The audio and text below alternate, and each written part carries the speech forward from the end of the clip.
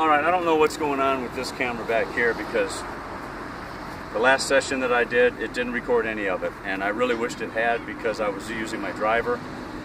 I'm going to get a good look from this camera as far as whether I'm swaying or not, or raising up. But this camera back here, I really would have liked to have had on to see about my swing plane. I'm not going to redo it again. I'm just going to hit some pitching wedge shots. I'm going to practice full wedge, half wedge, and little chip shots. So I've got about 8 balls here, and that's going to conclude my practice for the day. So I'm just going to knock these around, and I thought I'd just go ahead and put it on video anyway. So a couple little things that I like to do with a pitching wedge is I like to use this club in 3 different situations. If I have to hit a little chip shot, if I have to hit like a little half wedge, or if I have to hit a full wedge. Depends on the situation. So I will actually practice this. I've only got about 8 balls here. I usually hit about 30 balls with this club, 10 with each of the different shots that I like to hit. But basically it's like a chip shot, like this. It's like a half wedge. And the chip shot obviously is if you're short of the green or you miss the green, left or right, and you want to get over, some fringe and roll it to the green and roll it on. And then the little half wedge is if I've like maybe about 30-40 yards away, and it's really just a miniature shot. I mean, it's nothing really fancy about it, but it's the same grip and stance. It's just a little bit closer together with the feet, and I only bring the club back to here as opposed to either a chip or a full. So that goes something like this.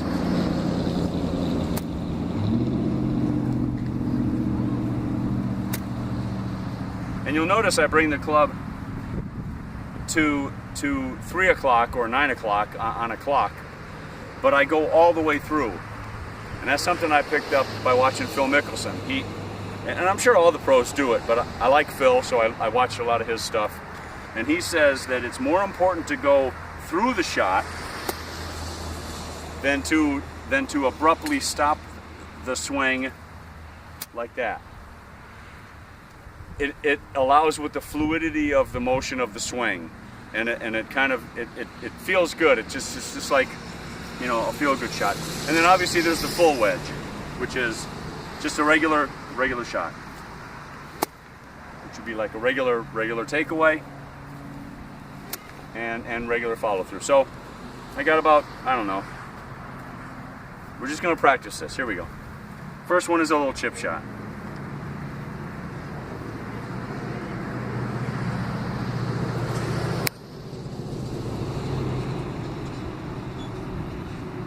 Now obviously that didn't get in the air, which is not what I intended. I do intend for this ball to get into the air.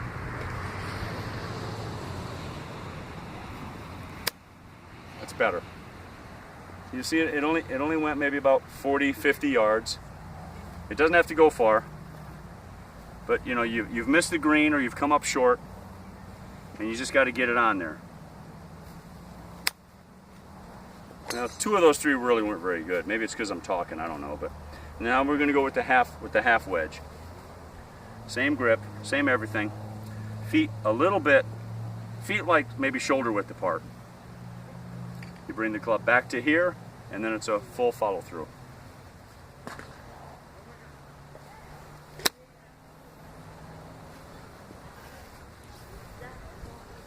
It goes about 60 yards. Now obviously if I had a sand trap or a pond or something that I have to get over, I might hit it a little bit with a little bit more emphasis.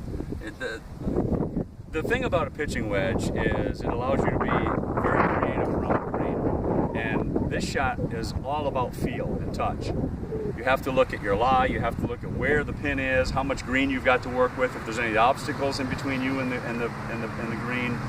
So there's a lot of things that you have to take into consideration with every shot when it comes to this.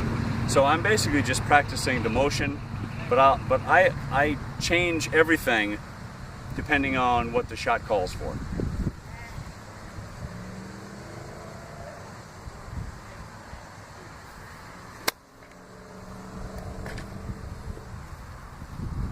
once again, went about maybe 60 yards, something like that.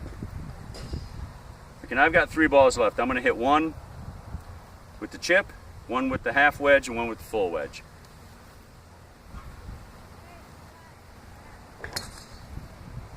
I also sometimes, with the little chip, I may use my putting grip. Sometimes I do, sometimes I don't. Like I say, it really just all depends on what I'm trying to achieve. I'm using my putting grip sort of on this shot.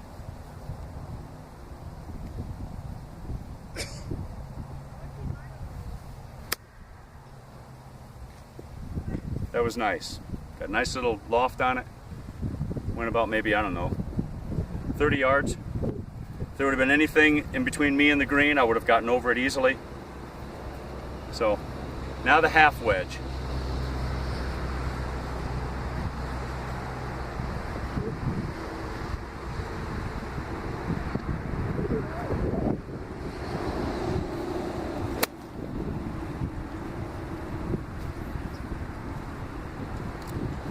That ball went about 60 yards, like it's supposed to.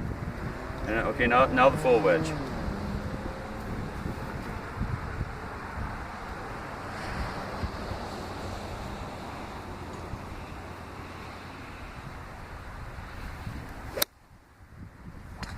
Good elevation.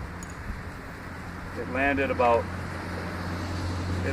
80, 85 and rolled another 5 to 10 yards. So 85 to 100 yards with the wedge. So that's going to conclude my practice today. I went through 6 iron is what I started with. I think I hit a 7 a little bit. Then I hit the 5 wood, 5 hybrid, 8 iron,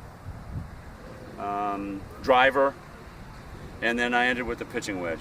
That's pretty much how I practice. I don't just come out here and beat balls. I usually start with an 8 iron, then move up, and then once I hit the driver, then I'll basically go through all the clubs from driver all the way down to sand wedge. I don't hit a whole lot of sand wedges because I pretty much hit my sand wedge only out of the sand. So there's no sand out here to hit out of. So I won't use that club very often out here on my regular practice. But I'll start with my 8, then I'll go to my 6, then I'll go into the hybrids, then up to the driver, then I'll go driver. My bag consists of driver, 5 wood, 3 hybrid, 5 hybrid, 6 iron, 7 iron, 8 iron, 9 iron, 10 pitching wedge, and a sand wedge. I also have a utility club. Well, it's not really a utility club. It's more like it's almost like a combination chipper. Well, I don't carry it very often, only when I go on vacation. Anyway, I'm out. And I'm hot too.